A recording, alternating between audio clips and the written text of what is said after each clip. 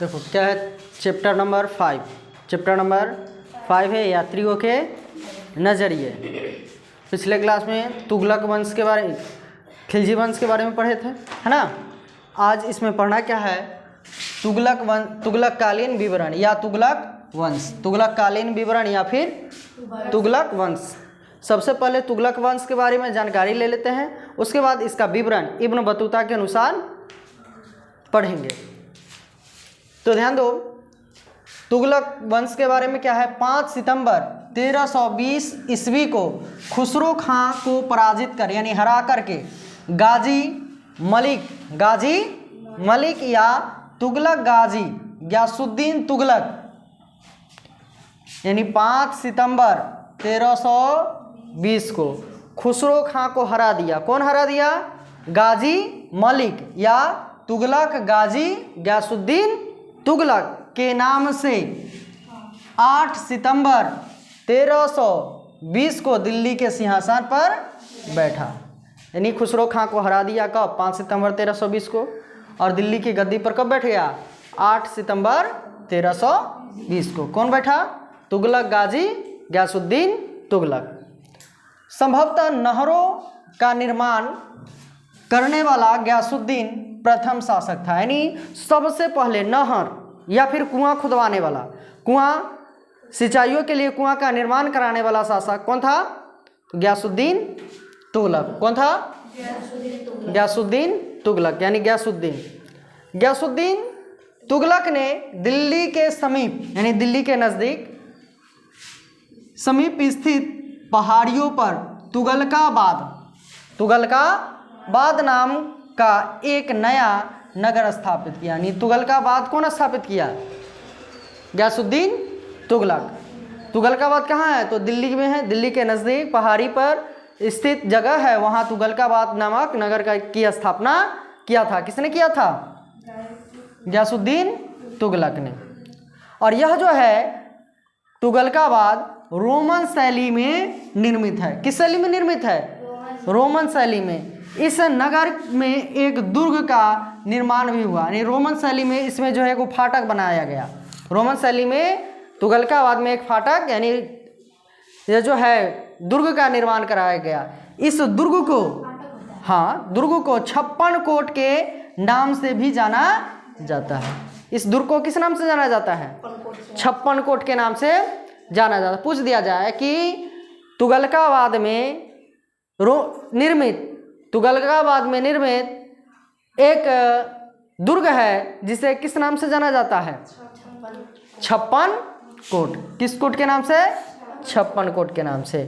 गयासुद्दीन तुगलक की मृत्यु 1325 में बंगाल के अभियान से लौटते समय, जब बंगाल से वापस आ रहा था, बंगाल से लौटते समय जूना खां द्वारा निर्मित लकड़ी के महल में दबकर हो गई। ये जो गयासुद्दीन तुगलक है, कौन?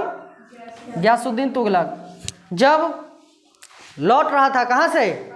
बंगाल से, तब जो है जूना खां एगो लकड़ी का महल बनवाए हुए था। उसी लकड़ी के महल में रुका और उसी में दबकर उसकी मृत्यु हो गई। तो गयासुद्दीन तुगलक की मृत्यु कब हुई?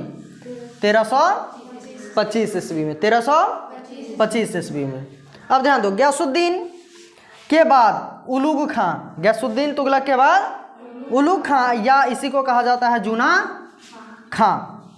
जूना खां मोहम्मद बिन तुगलक के नाम से 1325 में दिल्ली के सिंहासन पर बैठा। ये मर गया, अभी जो है दिल्ली के राजा बन गया। कौन?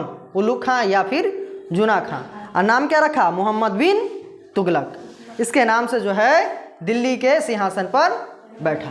कौन बैठा? उलुग खां या फिर जूना खां।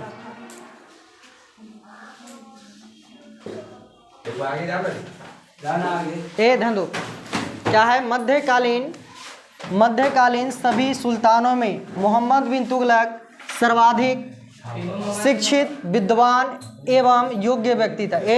शांत हो जाओ।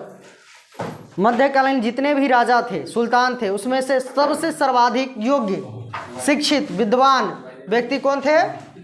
मोहम्मद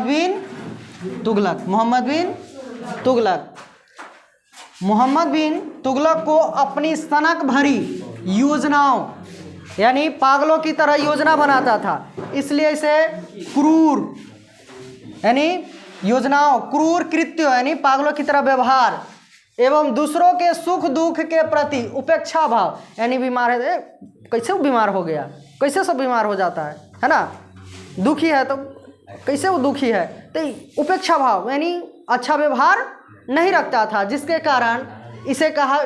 जिसके कारण जो है उपेक्षा भाव रखने के कारण इसे स्वप्नशील कहा गया, पागल कहा गया, रक्त पिपासु कहा गया।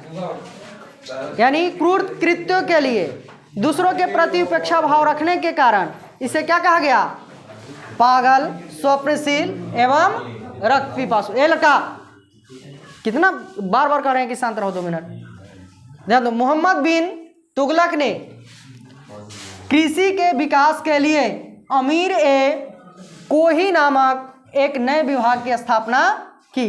पूछ दिया जाए, अमीर ए कोही नामक कृषि विभाग की स्थापना किसने किया? मोहम्मद बिन तुगलक ने, मोहम्मद बिन तुगलक ने किया।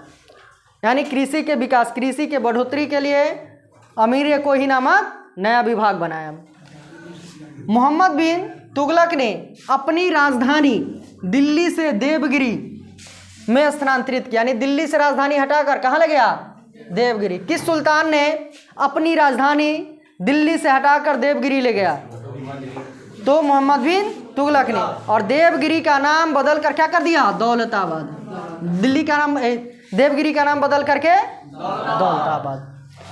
एडवर्ड थॉमस ने मोहम्मद बिन तुगलक को प्रिंस ऑफ मनियर्स की संज्ञा दी थी। प्रिंस ऑफ मनियर्स की संज्ञा किसे दी गई? मोहम्मद बिन तुगलक को। और प्रिंस ऑफ मनियर्स की संज्ञा मोहम्मद बिन तुगलक को किसने दी? तो एडवर्ड थॉमस ने दी। अफ्रीकी यानी मोरक्को, पुराना नाम क्या था? मोरक्को। अफ्रीकी यात्री इब्न बतूता लगभग 1333 ईस्वी में भारत आया। 1333 ईस्वी में भारत आया और सुल्तान ने यानी मोहम्मद बिन तुगलक ने इसे दिल्ली का काजी नियुक्त किया। तो इब्न बतूता को दिल्ली का काजी किसने नियुक्त किया? मोहम्मद बिन तुगलक ने। इब्न बतूता दिल्ली कब पहुंचा, यानी भारत कब पहुंचा? तो 1333 ईस्वी में। मुख्य रूप से अब इसका विवरण पढ़ना है।